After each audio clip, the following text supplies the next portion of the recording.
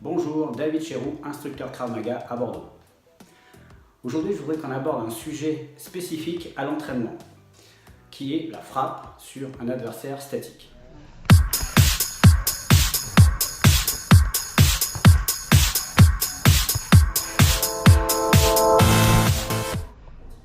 Alors, dans beaucoup de clubs, on voit ce travail, qui est d'ailleurs qualitatif, il n'y a pas de problème. Il faut par contre passer par là où vous pouvez donc faire un blocage sur une attaque, quelle qu'elle soit, mettons un coup de poing direct.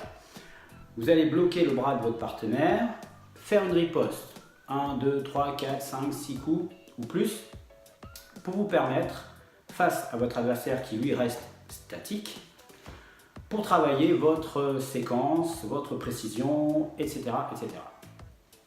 Si on en reste là, on pourrait se dire, très bien, j'ai appris mon enchaînement, je suis correct dans mes mouvements, ça fonctionne.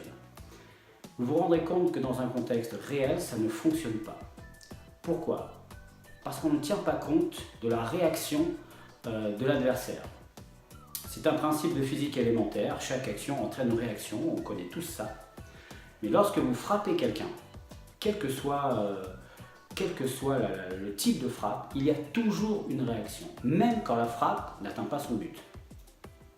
Exemple, je suis dans la rue, quelqu'un m'agresse, il essaie de me porter un coup. Je vais essayer de tenter de bloquer le coup. Si j'y arrive, je vais porter un premier coup. Dès ce premier coup, il va y avoir une réaction que je ne connais pas. Même si dans ma tête, je me dis je vais enchaîner derrière. Donc, je frappe. Mettons que ma frappe est centrée au niveau du visage. Je suis quasiment sûr, enfin en tout cas il est raisonnable de penser, que l'adversaire va partir vers l'arrière. À ce moment-là, je vais réadapter. Ok, je vais enchaîner en fonction de cette réaction. Mais ce n'est pas obligatoire. Je peux le frapper au visage et l'adversaire peut partir en arrière et revenir en avant et plonger sur vous.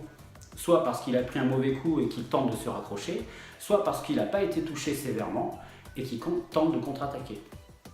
Si votre frappe n'est pas centrée, c'est compliqué dans la rue d'avoir une frappe parfaite. Donc vous pouvez toucher légèrement sur le côté droit ou gauche, et à ce moment-là, l'adversaire aura forcément une réaction opposée.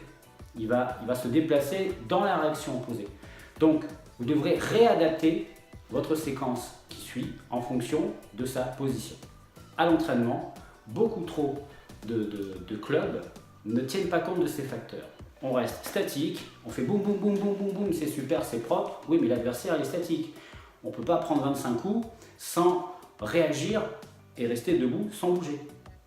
Donc, comment on travaille ça à l'entraînement, ou en tout cas, comment moi, dans mon club, je le fais travailler à mes élèves. Je les mets 2 par 2, un attaquant, un défenseur. L'attaquant donne un coup, le défenseur fait sa défense et porte le premier coup. Le premier coup, quel qu'il soit, à ce moment-là, le partenaire va faire une réaction totalement aléatoire. Pas forcément la réaction à laquelle on s'attend. Si je prends un coup de poing dans la figure, je ne vais pas forcément faire ça. Je vais leur demander, vous ne dites pas à votre partenaire, mais vous faites ce que vous voulez. C'est-à-dire, vous partez, vous tournez sur vous-même, vous vous écroulez par terre, vous partez en courant sur le côté, vous l'accrochez, vous donnez un coup aléatoire avec la main, avec une gifle, parce que quand on prend un coup, boum, on peut avoir un mouvement aléatoire. Ça devient quelque chose de totalement imprévisible. Et c'est ça la spécificité de la rue, c'est que tout est imprévisible. Le combat se construit au fur et à mesure que vous le faites. Vous ne pouvez pas le préparer à l'avance. Donc, à travers les images que vous allez voir maintenant, je vous montre comment moi je le fais travailler à l'entraînement.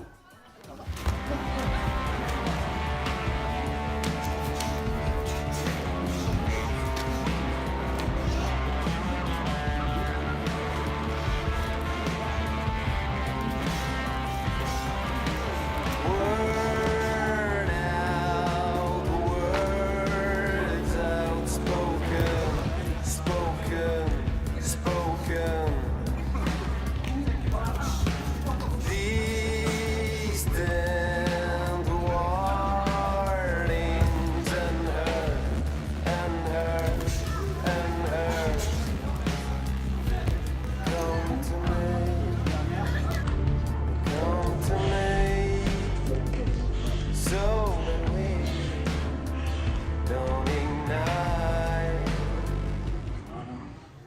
Voilà, j'espère que cette vidéo vous a plu et qu'elle vous aura aidé à enrichir un petit peu votre méthode d'entraînement.